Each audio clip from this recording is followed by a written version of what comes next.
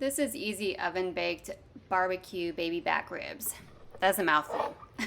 This is a rack of baby back ribs. There's about 10 to 13 bones here. And I was going to show you how to take the membrane off.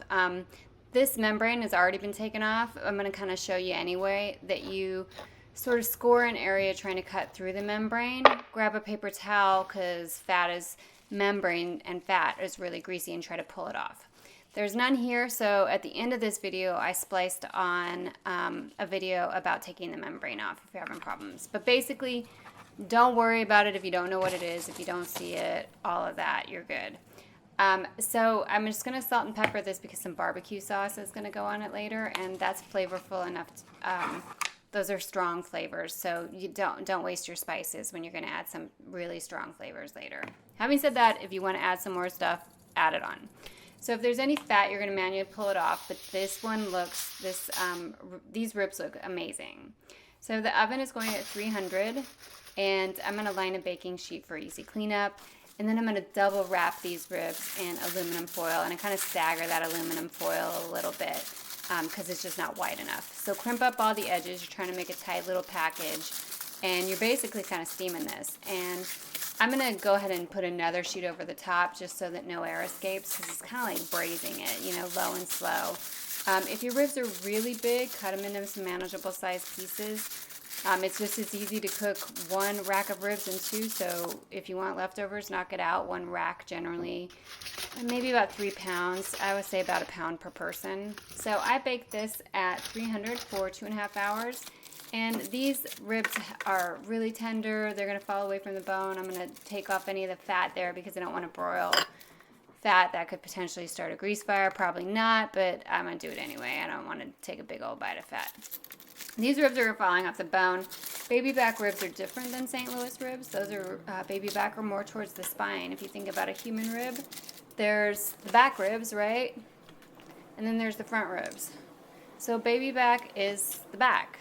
The spine. St. Louis ribs are the front, the belly.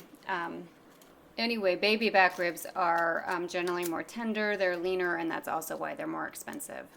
So slather on your favorite barbecue sauce. I've got a recipe in there, but doesn't matter. Your favorite barbecue sauce is great. I like Sweet Baby Ray's. Anyway, roll that on for 2 to 3 minutes. Watch it carefully so it doesn't burn. And then you've got this beautiful ribs that have like a caramelized top, and you could do these in the crock pot or the slow cooker. They won't have the caramelization on the top, but they will be very tender. If you have an Instapot, you can do it in the Instapot as well. I think that's it. When you put it in, you can put it in meat side up or meat side down. I like to, for this recipe, I'm just gonna leave it the meat side up and the bone side down as I cook it, because that way you don't have to flip it when it's really tender.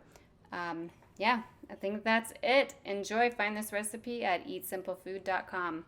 And now is the removing the membrane from the pork recipe video spliced in.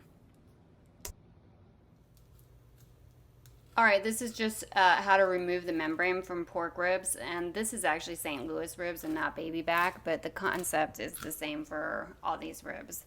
I'm basically trying to slice through not the meat, but the membrane or the silver skin, and I'm just trying to create an edge that makes it easier to grab. Paper towels help because fat in the membrane is so slippery. So I'm trying to go all the way across this guy and just give it a good yank. And a lot of times, this will work out for me here, but a lot of times it may be already done for you. There might not be any there or minimally any there. A lot of restaurants don't even do this, so don't sweat it. If you can't figure out what the membrane is, if you can't see it, if you can't grab it, leave it. You can take it off after cooking. You're not gonna, you'll know what tastes right or chewy or isn't digestible when you're eating ribs. You know what I'm talking about. Anyway, that's it. You just give it a good yank. You give it your best go, and good luck.